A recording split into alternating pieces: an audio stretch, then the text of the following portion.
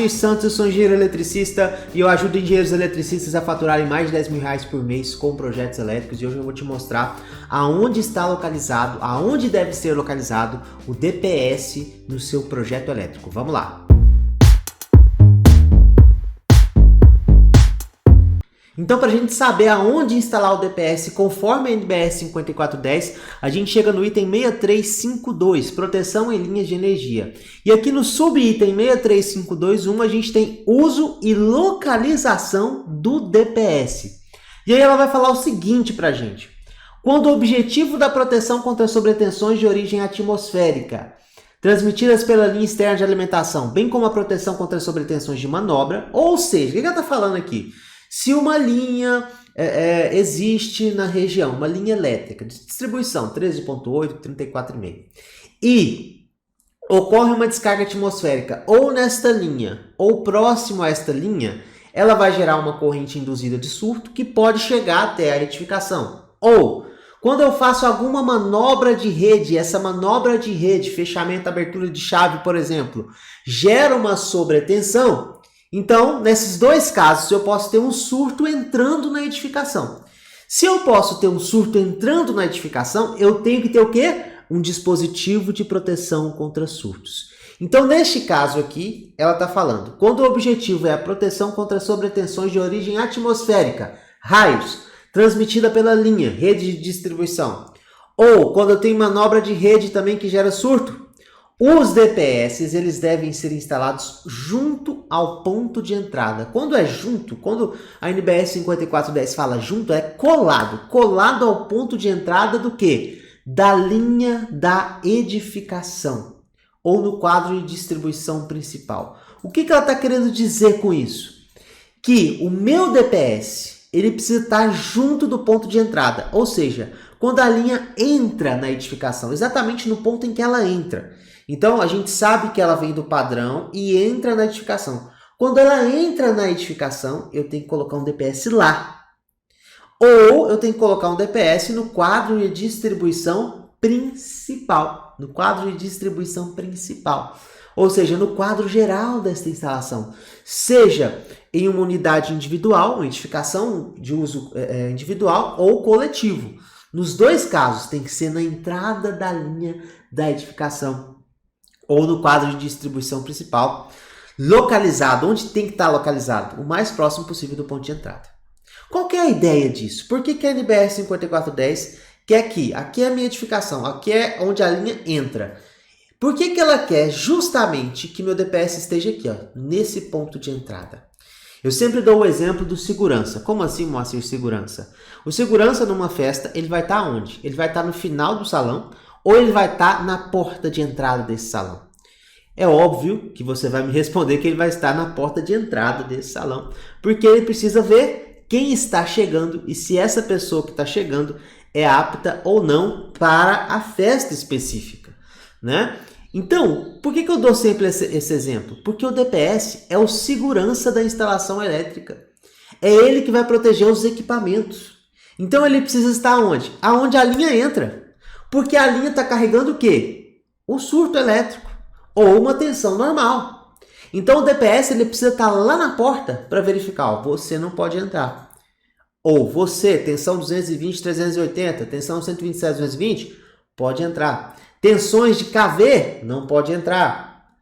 Então ele precisa estar na entrada para verificar isso. Porque se o seu DPS estiver lá no final, o visitante já entrou, já fez um estrago na festa. E aí que o segurança vai ver que o negócio está acontecendo. Então ele não pode estar no final do salão, ele tem que estar na entrada. O DPS não pode estar lá no final, porque aí o surto já percorreu toda a instalação e já induziu tensão para os outros equipamentos. Ele precisa estar na entrada. Na entrada do quê? Da linha elétrica.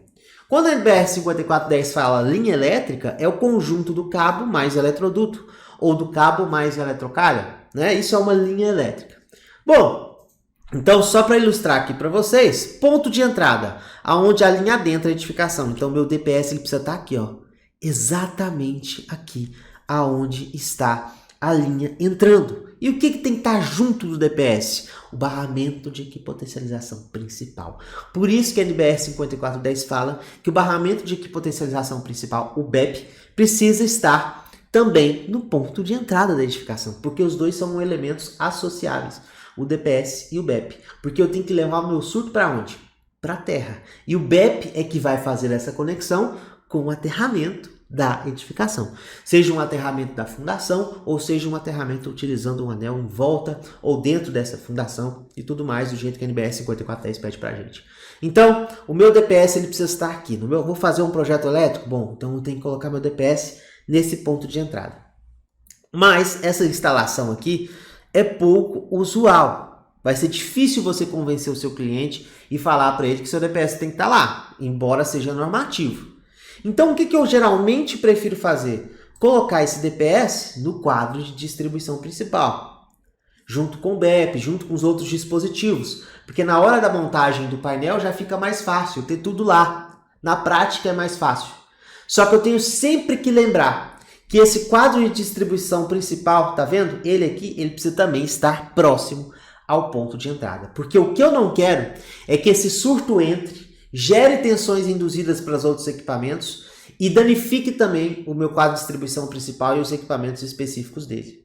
Então eu não quero que ele entre na festa e faça um estrago. Eu quero que ele seja barrado, esse surto, logo no ponto de entrada ou próximo do ponto de entrada da linha.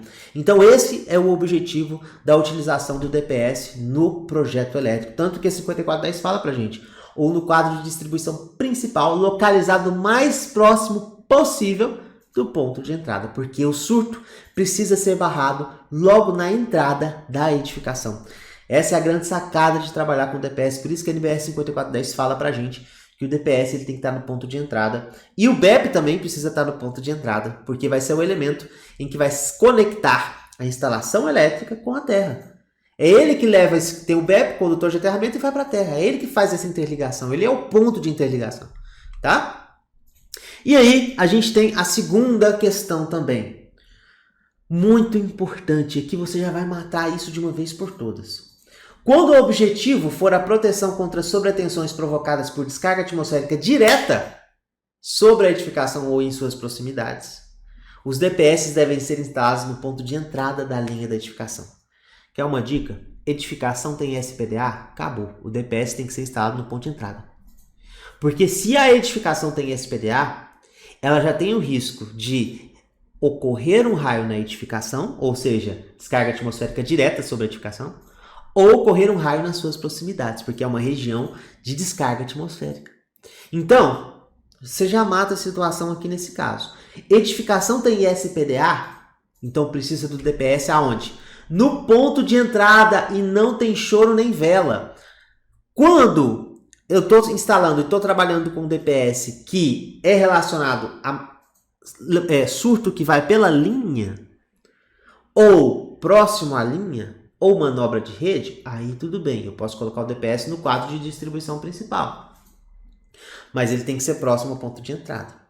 Porque aqui, o nível de corrente vai ser um nível de corrente mais brando, vai ser um nível de corrente que tem uma forma de onda 8/20, ela é mais branda. Ela danifica os equipamentos, mas ela é mais branda.